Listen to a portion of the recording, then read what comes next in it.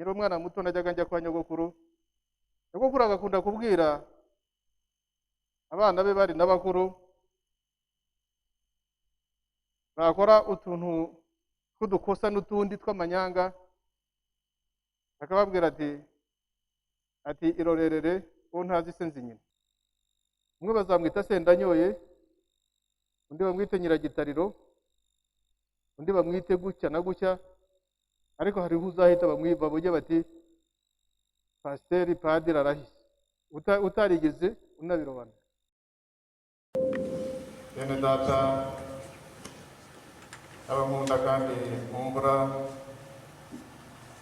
ibyishimo byanjye n'ikamba ryanjye, muhagarare mushikamye Mwami Yesu. Bakunzi banjye, amahoro yo muri mwe, amahoro yo muri mwe, amahoro yo muri mwe. Mana ndagushimiye ku izina rya Yesu, muri iki gitondo batwemereye kubaho, muri iki gitondo batwemereye kugera hano, muri iki gitondo batwemereye kuvuga, muri iki gitondo twemereye kumva. Ijambo rye rigiye kuvugwa rigiye kuba amagambo na imagination y'umwana w'umuntu, ahubwo w'ibyawe Nyagasani. Uvuge mu mitima yacu, tuguteze amatwi abaje n'abagaragu bawe, kandi icyo Umwuka Wera asobanura ibyo ushaka ko tubwira, kugira ngo tuzabone ubugingo bw'iteka bukiza umwana wacu. Amen. Wicare. Haleluya. Imana yacu ishimwe cyane, twongeye guhurira hano ubwoko bw'Imana, kandi ubw'aya mahirwe twabonye, ubw'aya mahirwe dufite yo guhurira mu nsengero, ni umunsi rero w'umunezero, kandi twinjira mu ijambo ry'Imana dukomeza intego dufite itubwira kuba abigishwa nyabo ba Kristo, tumwamamaza, duhugurira abantu bose kandi tubaburira, ariko tunabigisha iby'ubwenge bwose. Intego y'itorero ijyanye n'umugambi w'Imana ni uko abantu bose bahugukira kugira ubwenge, kandi ubwo bwenge bukaba ari ubwenge bw'ingeri zose, ariko buturuka ku Mana. Kugira ngo ubwo bwenge bubeho bwuzuye, bwujuje ibyangombwa, muri iki gitondo hari ibintu bibiri dukura mu byo badusomeye. Kimwe ni ukumvira Imana nyabyo bigendana n'isezerano yagiranye n'ubwoko bwayo, hanyuma kandi icya kabiri bikaba guhagarara dushikamye muri Kristo, kuduhamagarira kuba abigishwa be. Mu bice rero bitatu badusomeye, nk'uko turi mu bice turi mu bihe twagize umunsi w'igaburo ryera, aho ibyo bice bitatu bigomba kuzuzanya kandi bikadufasha kubaho tugomba kubaho. Igice cya mbere ni inkuru ikomeza, ifite aho yatangiriye kandi ifite n'aho izakomereza. Ni inkuru y'ubwoko bw'Imana bwa Isirayeli n'umugaragu wayo Mose, kandi muri iyo nkuru niho tubona umubanire cyangwa se umubano w'Imana na Mose, hanyuma tukagera kuri Mose n'Abisirayeli, hanyuma tukagera ku Isirayeli n'Imana. Hanyuma muri Matayo bakaduhamagarira bagakiza ari ak'abantu bose, ariko cyane cyane baratubwira ko ari agakiza k'abatumiwe, ariko hakabaho n'agakiza k'abantu bashyashya bazaza, kandi abo bashyashya n'ubu baracyakirwa mu bwami bw'Imana, nk'uko turi bubyinjiremo mu kanya. Hanyuma Pawulo we ahamagarira Abafilipi, nk'umuntu nawe wari warahamagawe mu buryo budasanzwe, agahamagarwa ari Sawuli w'umwicanyi w'umugome, akaza kuba Pawulo w'umuvugabutumwa ukangurira abantu gukurikirana ndetse no kugana inzira y'ukuri. Niwe wabwiye abantu batandukanye, akangurira ab'i Filipi ko bakwiye gushikama mu mwami Yesu, kandi noneho akababwira ko abashikamye mu mwami Yesu bakwiye guhora bishimye kandi bakishima iteka. Muri iki gitondo rero nagira ngo ngaruke cyane nibanda ku kumvira Imana, kandi kumvira Imana bya nyabyo ariho dukura ya soko cyangwa se rya hame ry'imigisha. Inkuru badusomeye ikomeye, umugabo witwa Mose yari arimo akura ubwoko bwa Isirayeli bakiri mu rugendo, abakuye mu Egiputa, abakuye mu kaga nk'uko tubizi, bari hagati mu rugendo. Mose ajya ku butumire yasanzwe agirana n'Imana, ajya ku musozi agiye kwakira amabwiriza, agiye kwakira ubutumwa bushya. Igihe yagombaga kubaraho iminsi 40 n'amajoro 40. Agezeyo, iyi ni iminsi Mose yari aziranye n'Imana, iyi ni iminsi abantu batari bazi bagombaga gutegereza, ariko ngo Mose agezeyo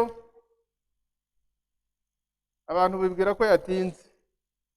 Ndavuga ngo bibwira ko kuko ubundi nta gipimo nta n'amakuru bari bafite, ariko kandi nanone twibuke ko dukurikije aho bari bavuye n'aho bajyaga, mu by'ukuri basabwaga kumvira no gutegereza. Nta nubwo bakagombye gutegereza ngo bibwire ko yatinze, kuko nta cyihutirwa ngo bagombaga kugira mu bwonko bwabo. Nuko ku murongo wa mbere ngo abantu bibwira ko Mose atinze, nuko yatinze kumanuka, batangira gushyushya umuntu witwa Aroni, banamubwira amagambo akomeye, bati wa muntu witwa Mose. Mose bari babanye igihe kinini, Mose bari babanye igihe kirekire, ariko baranamwibagirwa, batangira kumwita wa wundi, batangira kumwita wa muntu. Ntibanagarukiraho, baravuga bati yatinze. Ikibazo cyabo muri kamere yabo, bananiwe kwihangana, ariko bibagirwa ko n'amagambo dusanga mu gice cya 24 cyo mu gitabo cyo Kuva n'ubundi, aho bo ubwabo bari bariyemereye babwira Mose ko bazumvikana, bazemera, bazumvira ibyo bazabwirwa byose. Nuko babwira Mose rero bati nta kindi gisigaye, twebwe dukeneye uko tugomba kubaho. Mose n'Imana ye turabaretse, twebwe dukorera indi mana kugira ngo tubone ikituyobora. Aroni nawe yagize intege nkeya, ako kanya aravuga ati muzane ibyo mufite by'amazahabu. Bari bafite cyane abategarugori n'abana, bari bayafite, bari bakuye mu Egiputa, yo bari bambaye ku maboko no ku maguru, bose ngo barunda aho ngaho vuba bihuta. Nuko Aroni nawe ngo arabiyaza, arabishyushya cyane, nuko akoramo ikimasa. Akozemo ikimasa muri iyo zahabu, abantu baranezerwa, abantu batangira kubyina, abantu bakora ibirori bikomeye. Igihe bakoraga ibirori bikomeye, Imana irabyumva, Imana irabibona, kuko nta gihishwa. Nuko ibwira Mose iti nubwo uri hano, ariko ba bantu bawe ibyabo byahindutse, bigaragambije, ariko bakoze n'ikosa rikomeye, kuko bakoze ikigirwamana kandi barimo gukirana. Mose yagiraga kamere yihuta nk'abandi bantu bose babayeho n'abariho n'abazabaho. Ndakeka yarasabye uruhushya Imana kuko yamanutse bwangu, asanga koko iby'Imana yamubwiye ni ukuri. Ariko ataramanuka agirana ikiganiro n'Imana, Imana iramubwira iti ubwo byagenze kuriya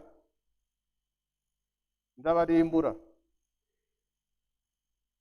Nuko mu magambo cyangwa se mu mirongo ihera, Mose aringinga yibutsa Imana ati nyabuneka nuramuka ubarimbuye, ikosa bakoze barikoze rikomeye, ariko nubarimbura nawe uraba utakaje icyubahiro cyawe.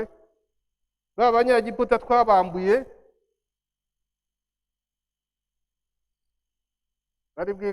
bari bwigambe bavuge bati burya na ya Mana yabo icyo yabajyaniraga yari igiye kubatsinda mu butayu. Mose inginga Imana. Nuko ngo Imana imaze kureba Uwiteka, amaze kumva ibya Mose, yibuza inabi yateganyaga kubagirira. Haleluya. Muri iki gitondo ndashaka kuvuga ngo iki gice cya mbere tubonye cyangwa se amagambo, ibintu bike cyane birimo biranga kamere muntu. Icya mbere, kamere muntu hari uko iremye ariko hari n'uko yigira.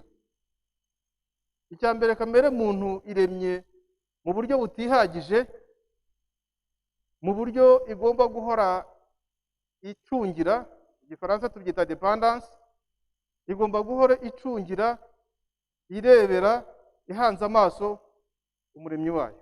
Ni nacyo Imana yakoze. Kuko Imana imaze kubarema yabahaye byose n'ubutware, ariko isigariza akantu kamwe ko bagomba guhora bayiremba, bakwiye guhora bayihanze amaso. Umuntu rero igihe cyarageze washaka kwigira uko ashaka, kwa kutuzura kwe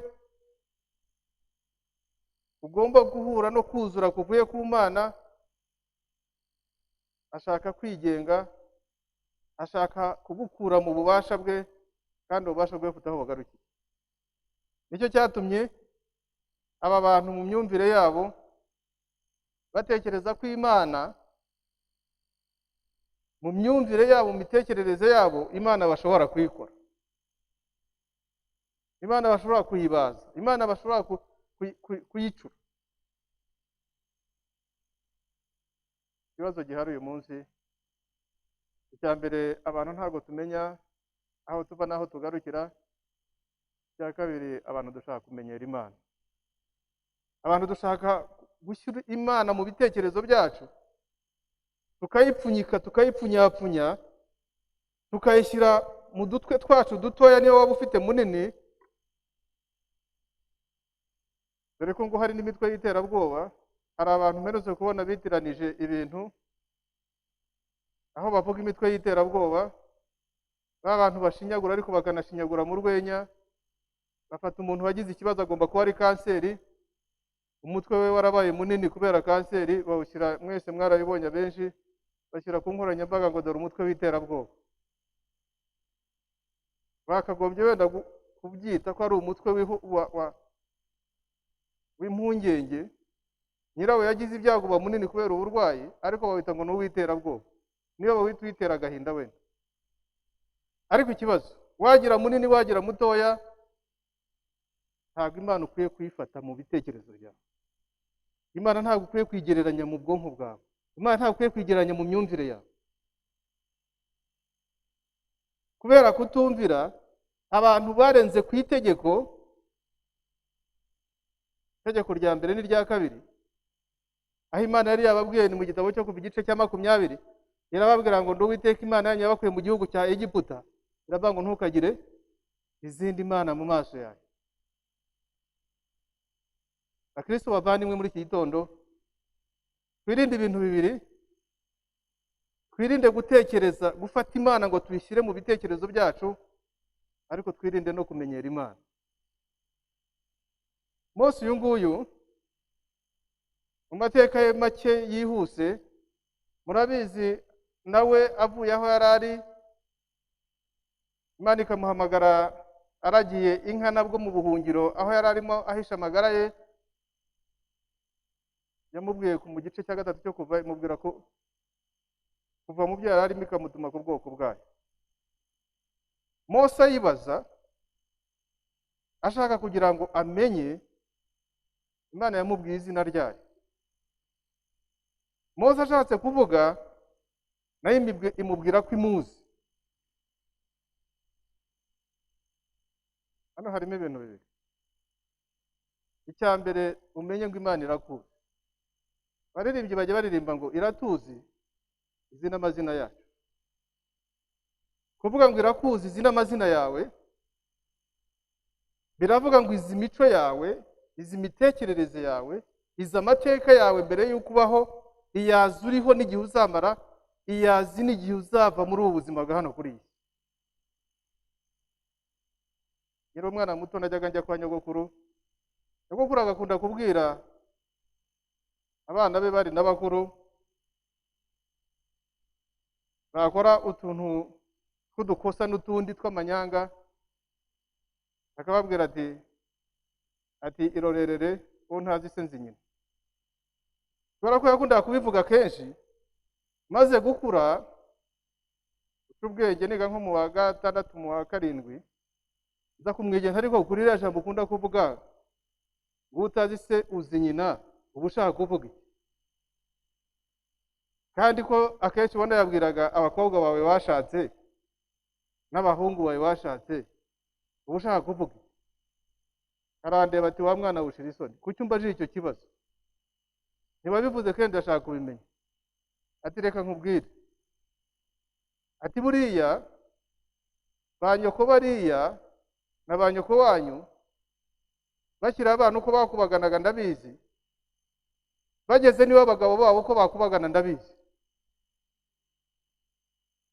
Ni none se ko hari igihe babibabwiraga ukanabibwira n'abakwe babo, kuko hari igihe bajyaga mu rwenya kera bakundaga kuganira, ukabibwira n'abakwe babo. Ati buriya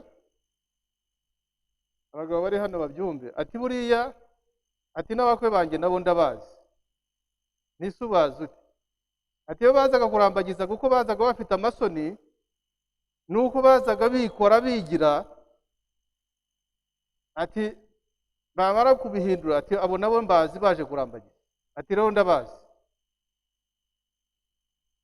Imana iratuzi, ituzi kamere, ituzi ingeso, ariko ituzi n'amazina. Aya mazina Imana izi, uburyo tumenyamo, uburyo dufatamo, ni uburyo buduha amahirwe, ni uburyo buduha inzira, ni uburyo buduha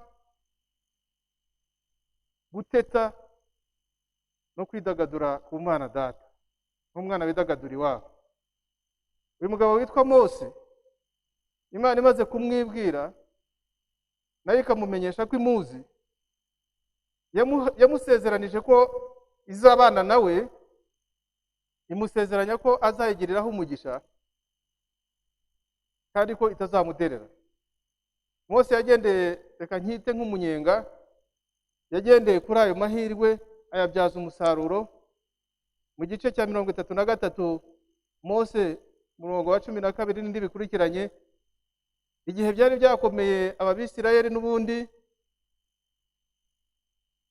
bakomeje kugenda bigira uko bigira gutya, Mose yibuka ko afite amahirwe ku Uwiteka, yibuka ko afite ubutesi ku Uwiteka. Amagambo yabwiye Imana ntago wayabwira umuntu, nta nubwo yabwira umubyeyi, nta nubwo yabwira umugore cyangwa umugabo utari umutoni, mudafitanye kwa kumenyana, utazi uko wiriwe nuko mwiriranywe. Kuko niba umuntu mwiriranywe mukaba mwiriwe museka, nibigera naho bibaye ngombwa muri butebye, mubwirana amagambo yo gutebya, yo gukomeza kwidagadura. Mose rero yidagaduye ku Mana. Mose arabibwira ngo dore ujye umbwira utujyana ubu bwoko ntumenyeshe udutumanye,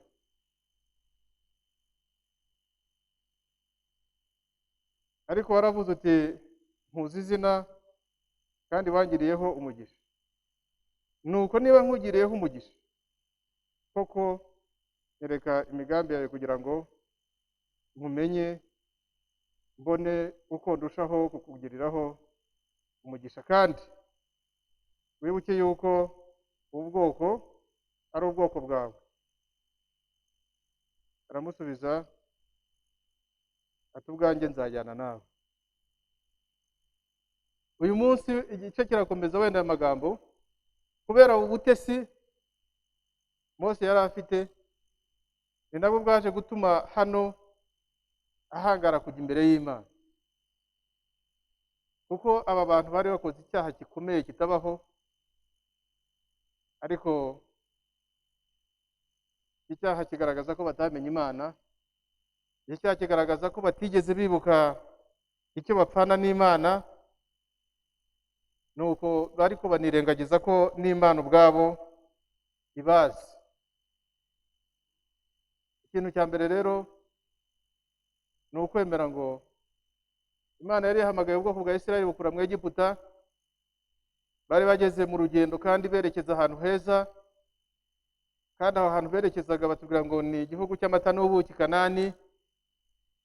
Twe kuba nka wa mwana wavuye mu materaniro na mama we, umwigisha w'umunsi yari yibanze cyane ukuntu icyo gihugu cy'amata n'ubuki kizaba kimeze, ko umuntu wese azajya anywa amata agahaga ku manywa na nijoro, ko umuntu wese azajya arya ubuki agahaga ku manywa na nijoro. Nuko umwana w'imyaka 4 batashye ageze mu rugo, arimo kubwira abandi inkuru, arababwira ati murabizi, ati uyu munsi namenye ibintu bibiri ntarinzi. Ati ni ibiki? Ati mu ijuru hariyo ibika byinshi cyane, ati kandi hariyo n'ibiyuki byinshi cyane. Mama aratangara ati uyu mwana ko nta batigeze bavuga inka, batigeze bavuga inzuki, uyu mwana ibintu avuga yasaze. Aramubaza ati wa mwana we ibyo urimo kuvuga ni iki? Ati mva mananda ya, ntago umwigisha pastori yavuze ngo mu ijuru abantu bazanywa amata, bose bazajya banywa amata gusa kandi bose bahaye. Ati none se amata be ntava ku nka? Abatinze mama we. Ati none se ntibavuze ngo abantu bose bazarya ubuki? None se ubuki nibuva ku nzuki? None se ubwo haba hari inzuki zingana gute ku buryo abantu bose babona ubuki bahora bari? Umwana atsinda mama we gusa. Ariko kurimo uyu murongo wa 4 wo mu Bafilipi igice cya 4 baravuga ngo mwishime kandi mujye mwishima iteka. Ni ukuvuga ngo iyo umuntu yamenye Imana iyo ari yo, ntuyitiranye, ntuyivangire, ntuyihindukire ngo utangire kwibwira ngo Imana ni Imana uri bubone mu ntoki zawe, uri bubone mu maso yawe, uri bubone mu bwenge bwawe, kandi ukibuka ko kuzi uzishima kandi uzishima iteka. Twibuke ko Mose uyu nguyu mu nshuro nyinshi igihe yajyanaga Abisirayeli bitegura, uko yabanje kugenda abana nabo, ariko igihe biteguraga ari impuguro n'impanuro Imana yari yamuhaye. Mu gihe baremaga ihema ry'ibonaniro, mu ihema ry'ibonaniro icyo bari bashyizemo, bari barashyizemo ibihamya n'ibimenyetso bigaragaza uko Imana izatura mu bwoko bwayo kandi igaturamo iteka ryose, kandi igaturamo batayirebesha amaso y'umubiri, igaturamo bayirebesha amaso yo kwizera, amaso yo kwemera. Ukemera ngo iyi Imana yandemye, iyi Imana ituma ndyama nkabyuka, iyi Imana indinda akaga kose. Hari igihe burya abantu dushaka kumenyera Imana ku bintu tubona, ariko tukibagirwa ko Imana cyane cyane igaragara ku byo tutabona. Uyu munsi ushobora kubona ko waburaye, uyu munsi ukumva umuntu agutuka, uyu munsi ukumva umuntu akubwira ati nzakugirira nabi, ariko ukirengagiza ko abatabikubwira n'ababikora kenshi ari bo benshi, nyamara Imana ikakurinda. Haleluya. Imana uyifate muri ubwo buryo, Imana uyitekereze muri ubwo buryo, uko uvuka ukavukira mu Rwanda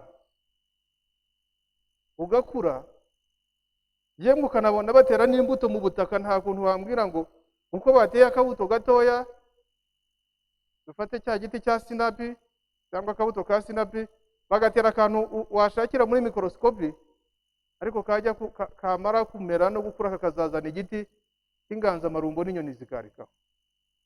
Uramutse ugize umugisha ugatekereza gutyo, niho wanatekereza ko nawe kubaho kwawe bihera ku kutagaragara bikazagera ku kugaragara, ariko kugaragara ukazakugeza no muri bwa bwami aho uzanezererwa iteka. Niyo mpamvu Mose muri uru rugamba yarwanye, kuko Imana yaramubwiye ngo ni bwa bwoko butagonda ijosi bwiremeye ibishushanyo. Uyu munsi ndagira ngo twibuke dutekereze ngo uburyo bwonyine bwo kutugeza kuri ya myumvire yo kumenya Imana uko iri, yo gufata Imana uko iri, yo kubaho ku Imana ibishaka uko ibitekereza, nta handi uretse muri Yesu Kristo. Muri Yesu Kristo niho honyine tumenyera Imana nyamana, tukamenya uko ingana n'uko ikora, ariko tukamenya n'ibyo dukorera. Kandi yabyoroheje yohereza Umwuka Wera. Umwuka Wera ngo niwe utunihira, niwe udufasha, niwe udushoboza kumva aho twagize intege nkeya. Umwuka Wera niwe udufata ukatugota nk'uko wagoze Pawulo, hanyuma ukadushyira hasi, tugasobanukirwa ngo Imana ni Imana y'ubwami bw'abami, ni Imana y'ubutware bw'abatware, ya yindi tutafatisha amaso, tutafatisha ubwenge bwa kimuntu, ahubwo dukwiye gufatisha ubwenge bw'umwuka butujyana muri Yesu Kristo. Kandi ubwo bwenge nibwo butubwira ngo muri Matayo, mu butumire aba bantu babonye hano harimo abantu b'ibice bibiri. Umuntu watumiye ubu bukwe yaratumiye mu muco w'Abayahudi. Muri iki gihe ubutumire bwakorwaga inshuro ebyiri. Batwaraga ubutumire nk'ubu bwanditse, ahari byaba ari nka bya bindi nsigaye mbona muri iki gihe bita save the date, ariko bo batwaraga ngo ubutumire invitation. Igihe cyagera bagahamagara muri muntu wese bamwibutsa ko ngo bamwibutsaga ko ibiryo bihiye, kuko bo ikintu cyabo babanzaga kurya. Nibyo byabaye kuri uyu muntu wari watumije ubukwe. Noneho ngo mu gihe cyo guhamagara ko ibiryo bihiye, atuma abagaragu, uko bagenda bakora suivi cyangwa se bakora ikurikirana butumire, abantu bose bahamagaye bari batumiye barahakana. Bamaze guhakana, umukire asanga ibiryo bye bitari bupfa ubusa, aravuga ati nimwishakire n'abandi. Aba bashatse harimo za mayibobo, abashatse harimo indaya, harimo abajura, harimo abarozi, harimo abicaye, harimo abagome. Baraza. Birumvikana kugira ngo barye nuko nyir'urugo, nyir'ubutumire yagombaga kubanza kwinjira. Nuko ngo bamaze kwinjira, yinjiye akebutse, akebuka umuntu ngo utambaye umwenda w'ibirori. Uwo muntu yaravuze ngo nibamukubite, bamuhambire, bajugunye hanze, nk'uko Bibiliya isanzwe inabivuga no mu byahishuriwe Yohana, ngo hanze hazaba ahembwa n'abarozi. Birashaka kutubwira iki? Icya mbere, ubutumire bwo mu bwami bw'Imana, kuko hano batubwiye ubwami bw'Imana bugereramo. Ubutumire bwo mu bwami bw'Imana bwakozwe na Kristo igihe yavuga ngo mwese abarushye n'abaremerewe nimuze musange ndabaruhura, ariko bwakozwe na Kristo afite ubutumwa bw'Imana. Yohana 3:16 avuga ngo mwese ko Imana yakunze abari mu isi cyane byatumye itanga umwana we w'ikinege kugira ngo mwese atarimburwa ahubwo ahabwe ubugingo buhoraho. Bwakozwe na Kristo avuga ngo umujura ntagenzwa n'ikindi cyese kwica, kwiba no kurimbura, ariko jyewe nazanywe no kugira ngo zibone ubugingo ndetse zibone bwinshi busendereye. Bikorwa na Kristo muri icyo gice cya 10 cy'ubutumwa bwiza bwa Yohana 16, aba ngo mfite n'izindi ntama zitari muri uru rugo nazo nkwiriye kuzizana, zamara kuhagera zikaba ishyo rimwe, hanyuma zikagira n'umwungeri umwe. uwo Yesu kristo niwe watumiye abantu, ariko rero anatumaho abanza gutoranya abigishwa be kugira ngo nabo bamufashe. Matayo 4 n'ahandi yagiye ahamagara abantu, bamwe bahinga, abandi ari abakoresha b'ikoro, abandi baroba, abandi bagira bate, nuko arababwira ati nimunkurikire. Gukurikira bijyana no gukurikiza, bijyana no kumvira, bijyana no kubahiriza, bijyana no gusobanukirwa. Abisirayeli bananiwe kumva no kumvira no gukurikiza ibyo Mose yababwiraga, ndetse ngo bagize gushidikanya, baravuga bati bo intege nke zabo kubera ubugome bari barabonye mu Egiputa. Mose ageze yatinda, baravuga bati ariko ubundi twabwirwa n'iki ko Imana itahamutsinze, itamwivuganye. Abenshi buriya ngo nicyo batekerezaga. Abandi bakavuga bati ariko se bishoboka bite ko Mose yatinda aka kageni, azi ko yasize dufite ibibazo by'inzara, azi ko dufite ibibazo byo kubona aho tunyura, azi ko dufite ibibazo byinshi n'abana n'abadamu n'abasaza n'abakecuru, ati cyangwa yabonye bimucanze akataho arigendera. Niko benshi barimo batekereza. Uyu munsi hariho abantu batekereza bati, abantu bakaza mu itorero, abantu bakajya mu idini baje gukurikira Kristo, ariko bakaza gusa bakurikiye ikintu cyitwa umugati, bakurikiye ibintu byitwa inyungu, ariko ntibakurikira Imana ibaha agakiza, ibaha uburinzi, ibaha ubugingo, ibaha amasezerano. Kuko aya masezerano Imana yari yagiranye n'ubwoko bw'Abisirayeli yari amasezerano ashingiye ku gihango cyo kumvira, yari amasezerano ashingiye ku kintu cy'ubumwe n'ubufatanye, ariko ashingiye ku rukundo Imana yakunze abari mu isi. Nushingira amasezerano, nugirana n'umuntu ukayashingira ku nyungu gusa, urahombye. Kandi wa mugani w'umurundi, uranyazwe ziraheze kuko ntabwo uzazigarura. Uyu munsi abagabo n'abagore bagirana amasezerano, abantu n'abandi bakagirana amasezerano, abapasiteri tukagira amasezerano n'umurimo, abandi bakagira, ariko twari dukwiye gusobanukirwa ngo amasezerano dukora n'ay'iki n'ayahe.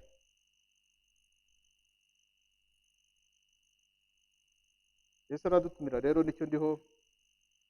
Amaze gutoranya abigishwa be abakuye muri ibyo byose, yabanje kubatoza imyaka 3 yose babana ku manywa na nijoro, arabatoza. Uyu munsi Yesu aravuga ngo ni nzira n'ukuri n'ubugingo. Ntawe ushobora kujya muri cya gihugu cyitwa Kanani cy'amata n'ubuki ntamujyanye. Mu yandi magambo, ntawe ushobora kujya muri cya gihugu cy'amata n'ubuki atumviye. Kuko Mose nawe yaje kugira ingorane, murabizi, ni hafi hano muri ibi bice. Mu gihe Imana Abisirayeli bari bamaze kumwitonganirizaho, bagize inyota cyane kubera n'ibi bibazo bagiye bamuteja, Imana iramubwira ngo genda, ngo wibuke ko n'ubushize amazi twayakuye mu rutare, wibaze kugira ngo amazi ave mu rutare mu butayu. Nta nubwo ari bwa rutare tubona hano ruba rugobetse hano za Rwasama hano cyangwa rwa Pandi, aho n'ubundi amazi aba yaribitse ni mu butayu hatagira n'amazi. Imana ikuramo amazi. Urwango Imana ikura ibisubizo aho abantu tutabibona muri kwa kwisi. Iramubwira rero ngo rura rutare, genda wongere ukubiteho. Hanyuma amazi araza, Abisirayeli babo. Mose kugira uburakari aragenda, aho kubitaho rimwe kubitaho kabiri. Imana iramubwira ngo nzaguhana, ariko nzakomeza gukora umurimo wawe. Nicyo cyatumye Mose agenda ayobowe n'Imana, ayoboye ubwoko bw'Abisirayeli. Bageze ku musozi uteganye na cya gihugu bagomba kujyamo, kuko Imana yaramubwiye ngo uzakirebesha amaso ariko ntabwo uzakigeramo. Mose kuko ahageze hareba nk'hariya, ko harebye areba ubwiza buhari, areba ibiti bitoshye, areba ubwatsi, areba ibimera, areba ibintu byose bihari, nuko ngo babona agize gutya, aramanutse, umwuka urahera. Ariko umuntu wakoreye Imana ntabwo Imana ijya imureka gutya. Muri icyo gihe ntabwo bamenye ibiriho, kuko uko yagendaga niko abadayimoni bamugendaga impande. Buri gihe Mose yabaga ahanganye n'abadayimoni. ari abadayimoni yakuye mu Egiputa, ari abadayimoni yakuye hehe, abo bose bahoraga bakorana nawe. Ndakubwira ngo nugenda unyimenya ngo abadayimoni ibihumbi n'ibihumbi bari impande zawe. Nuteshuka gato kumvira abadayimoni bazagura. Nuteshuka gato kumvira abadayimoni bazaguhita. Bazakurindagiza, bazakumugaza. Ariko nuguma muri rya sezerano, Imana izahora ikurengera. Abadayimoni ngo baraza bagiye gufata intumbi ya Mose ngo bajye kuyishinyagurira. Imana yerekana ko ari Imana, ko wayikoreye atagaragurika gutya. Nusoma mu rwandiko rwa Yuda, ni igice kimwe gusa, n'umurongo wa 9. Nuko ngo Imana ntago yigeze yemera ko babadayimoni, kuko n'ubu kugeza uno munsi intumbi ya Mose ni intumbi batigeze bamenya aho iri. Nagiye Yerusalemu turahareba, batwereka intumbi imva za ba Dawidi, batwereka iz'abandi bari bose bakomeye ba Aburahamu bande, ariko Mose ntago imva ye n'umurambo we ntabwo bigeze bawubona. Amen. Ntago Imana izemera ko abadayimoni bagushinyagurira, ntago Imana izemera ko abagizi bare bagushinyagurira, kubera ko hari icyo wavuganye nayo. Ndimo ndavuga ngo ubutumire bw'Imana bijyana no kumvira, bijyana no kubaha. Nibyo hano aba bantu batumiwe bamwe ntibumviye, hanyuma nabumviye baza batambaye umwambaro w'ubukwe. Umwambaro w'ubukwe ndimo ndababwira ngo Yesu yahamagaye abigishwa barabatoza, ariko ikintu gikomeye yabatoje tubona hano hose, cya mbere ni ukwihana, ni ukwikiranura n'ibyaha. Mu gice cya 2 cy'Itangiriro umurongo wa 16, Imana yari yababwiye ngo dore mbahaye ibintu byose muzarye mwidagadure, ariko kiriya giti kiri hariya mu nguni muramenye ntimuzagikoreho. Kubera ibyo babirengaho, Adamu na Eva barakirya, ako kanya bahita bazana umuvumo n'akaga. Igice cya 3 cyose kita kizana incamake y'ubuzima bw'umuntu, ariko za mbabazi z'Imana ziragaruka. Uyu munsi zirimo ziragaruka rero, zivuga ngo Yesu arimo aratumira kubw'ubwami bw'Imana.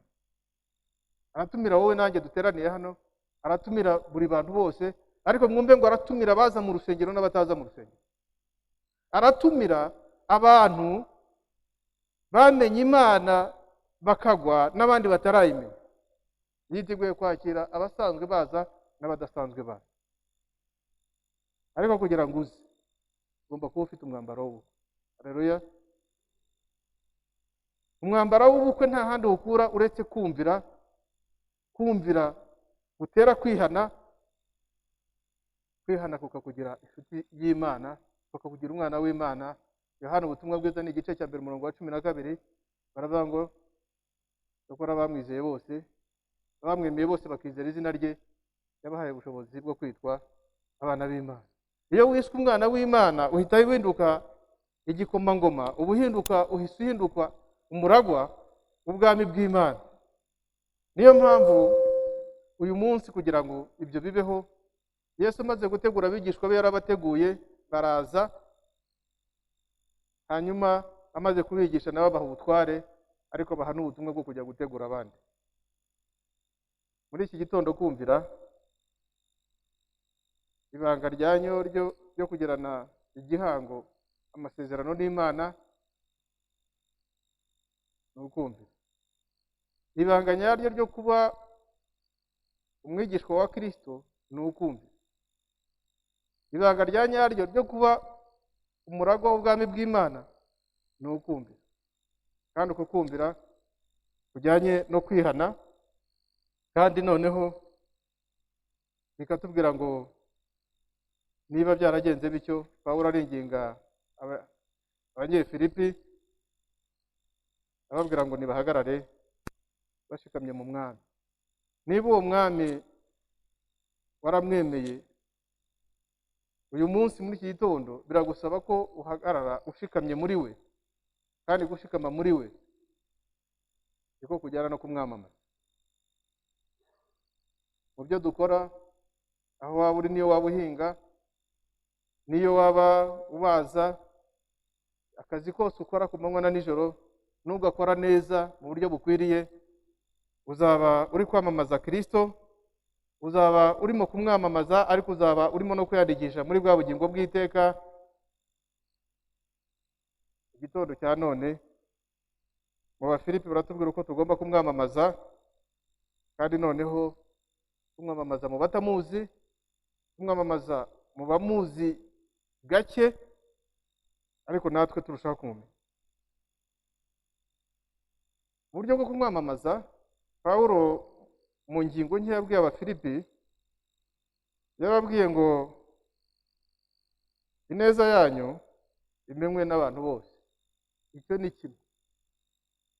Ineza y'umutima wawe, ineza y'imigambi yawe imenywe n'abantu bose. Niba yimenya, niko bazamenya uwo uri we. Bibiliya tuvuga ngo bazamenyera ku mbuto zabo. Izo mbuto nizo zizatuma bakumenya. Kuba witwa amazina atandukanye meza y'ibitangaza, burya bitandukanye n'ibyo abantu bazaguhamagara. Niyo mpamvu uzagera ahantu usange abantu hari umuntu bo bazi ku izina runaka. Umwe bazamwita Sendanyoye, undi bamwite Nyiragitariro, undi bamwite gutya na gutya, ariko hariho uzahita bavuge bati Pasiteri Padiri arahise, utarigeze unabirobanura. Undi bavuge bati Masera arahise, utarigeze kubera iki? Kubera ko yamyifatire yawe. Ineza yawe, ineza yacu imenywe n'abantu bose, kandi noneho ngo ntimugire icyo mwiganyira, ahubwo ibyo mushaka byose imenywe n'Imana, mubisabiye, mubyingingiye kandi mufite. Niho nshaka kugaruka uyu munsi kugira ngo icyo ushaka, icyo wifuza, icyo utekereza cyagombye gusabwa Imana. Wagombye kugisaba Imana ugisabye, ukingingiye, ugisaba Imana mu buzima bwawe, mu mibereho yawe. Ndabakangurira rero, ndabifuriza uyu munsi kwakira ubutumire bwa Yesu Kristo, ubutumire buturuka ku kumvira Imana, ubutumire bujyana no kugaruka no guhindukira, ubutumire bujyana no gushikama umwami wacu Yesu Kristo. Kandi noneho nitumara gushikamamo, umwamamaze, dukangurire, duhugure, tuburire abantu bose abo bagenda, tubabwire ngo hari ubutumire bwo mu bwami bw'Imana. Abarushye n'abaremerewe Kristo arabasanga, abarushye n'abaremerewe Imana irabashaka mu butumire. Ariko twambara umwambaro w'ubukwe, ari wo mwambaro wera, bivuga kutagira icyaha no kutagira ikizinga. Maze Pawulo akavanga ibisigaye bene data, iby'ukuri byose, ibyo kubahwa byose, ibyo gukiranuka byose, ibiboneye byose, iby'igikundiro byose, n'ibishimwa byose, nihaba hariho ingeso nziza kandi hakabaho ishimwe, aba ari byo mwibwira mu mitima yanyu, mu izina rya Data wa twese n'iry'Umwana n'iry'Umwuka wera. Amen.